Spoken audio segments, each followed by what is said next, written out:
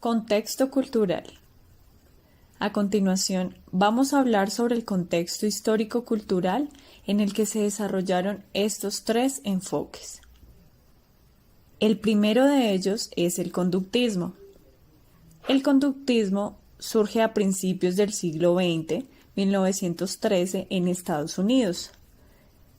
En esta época se empezaba a desarrollar una nación muchísimo más científica y tecnológica, haciendo así que la psicología también estuviera incluida dentro de este cambio, queriendo así que la psicología se volviera más objetiva y dejara a un lado la subjetividad que venía manejando. El siguiente enfoque será el cognitivismo. El cognitivismo se da en los Estados Unidos a mediados del siglo XX, 1950, y está muy marcado por la separación de la mente en la psicología, también por el surgimiento de nuevos psicólogos que están interesados en los procesos más complejos del pensamiento. Además de las nuevas teorías de la comunicación que comenzaban a surgir en esa época, estos nuevos psicólogos empezaban a enfocar más en lo que el conductismo había dejado a un lado, la mente. Pero no solo en la mente en sí, sino en cómo ésta interpreta, procesa y almacena la información. Dato importante.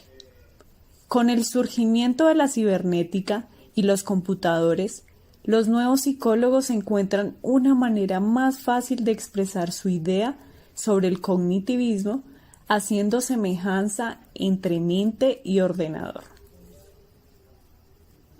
Por último, tenemos el humanismo. La psicología humanista nace oficialmente en Estados Unidos en el año de 1962, cuando un grupo de psicólogos y pensadores progresistas de la época declaran su voluntad en desarrollar un nuevo enfoque que trascendiera los determinismos y la fragmentación de los modelos vigentes del psicoanálisis y del conductismo. Dato importante. En esta época, en los Estados Unidos se vivía la guerra de Vietnam, además de tener presente las secuelas de la Segunda Guerra Mundial. Esto hace que surjan movimientos pacifistas como el movimiento hippie. Con base en estas problemáticas, los psicólogos empiezan a indagar en cómo dar solución a estos conflictos, colocando al humano como su prioridad.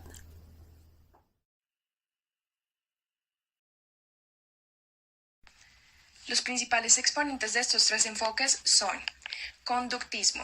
John Watson siempre será recordado como la persona que acuñó y popularizó el conductismo gracias a sus publicaciones y sus investigaciones, recordado por ser el creador del primer laboratorio de psicología experimental en la ciudad de Leipzig en 1879.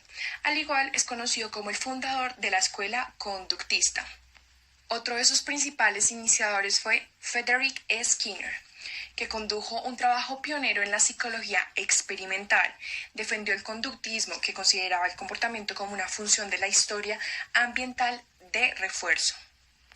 Fue un psicólogo, filósofo social, inventor y autor. Fue conocido por plantear la teoría del condicionamiento operante y radical. Cognitivismo. Uno de sus mayores representantes es Ulrich Neisser, quien fue conocido como el padre de la psicología cognitiva. Investigó y escribió acerca de la percepción y la memoria. Él postuló que los procesos mentales de una persona podrían medirse y analizarse posteriormente. También encontramos a George Miller. A mediados de la década de los 50, revolucionó el mundo de la psicología al demostrar por medio de sus estudios que la mente humana, aunque es invisible, se puede observar y demostrar en el laboratorio. Su famosa investigación, el mágico número 7 más o menos 2, instauró una nueva concepción sobre el pensamiento y abrió un nuevo campo en la investigación. Uno de sus representantes más famosos es Jean Piaget, que fue un epistemólogo y biólogo suizo considerado el padre de la epistemología genética. Publicó varios estudios sobre la psicología infantil. Basándose en la información del crecimiento de sus hijos, elaboró una hipótesis de la inteligencia sensomotriz que describe el desarrollo casi espontáneo de una inteligencia práctica que se sustenta en la acción. Él estudiaba la naturaleza de la inteligencia, su situación en la organización mental y el papel que desempeñaba en los diversos procesos adaptativos. Humanismo.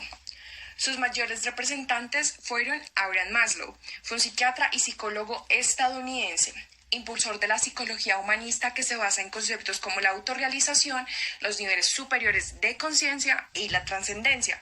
Creó la teoría de la autorrealización que lleva su nombre y la pirámide de las motivaciones. Otro de sus más grandes exponentes fue Carl Rogers. Fue un psicólogo estadounidense que pasó a la historia por ser uno de los principales exponentes de la corriente humanista. Ese terapeuta creó una rama conocida como la psicología no directa, que ponía el énfasis entre la relación del terapeuta y el paciente.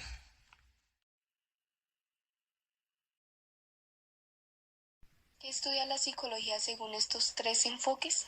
El conductismo. Su objeto de estudio es la conducta de los organismos en interacción con el entorno.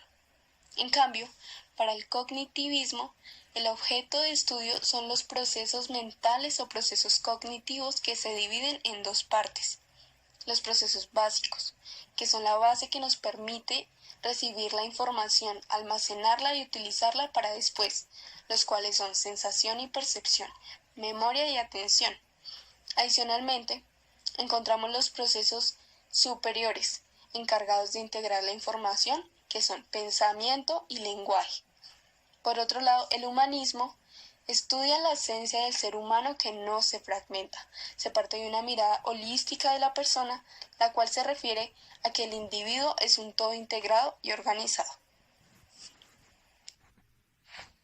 Para finalizar, vamos a hablar sobre el método que propone cada enfoque para conocer su objeto de estudio. El conductismo nos propone el método científico. Este método consta de los siguientes pasos: la observación, las hipótesis, la conclusión y la experimentación. El cognitivismo nos propone el método experimental, estudiando las estructuras y los mecanismos de la mente que permiten registrar, codificar, almacenar, organizar, transformar, recuperar y usar la información recibida a través de los receptores sensoriales y de procesos mentales internos. Por último, el método que nos propone el humanismo es el holístico dinámico, el cual tiene como fin estudiar al ser humano en todos sus ámbitos de una manera más integrada. Profundizando esto, podemos decir que el holístico proviene de la Gestalt, donde se toma al ser humano como un todo. Y lo dinámico proviene del psicoanálisis, ya que éste abarca los conflictos entre fuerzas que se producen en nuestra mente. En conclusión, vemos cómo la historia influye constantemente en el cambio de perspectiva de la psicología. En el caso del conductismo, vemos cómo se convierte a la psicología en un enfoque mucho más objetivo.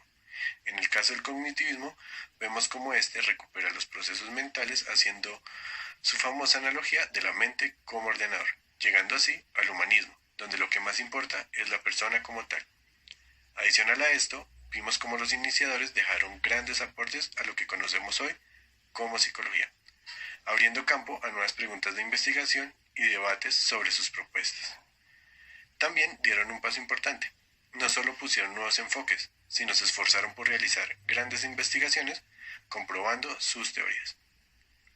Estos científicos nos dejan como lección que si tenemos una idea o una teoría, vale la pena investigar para hacerla realidad. Como pudimos observar también, los diferentes enfoques cambian su objeto de estudio, para así tener una mayor claridad sobre los temas que buscan tratar dando respuestas o profundizar.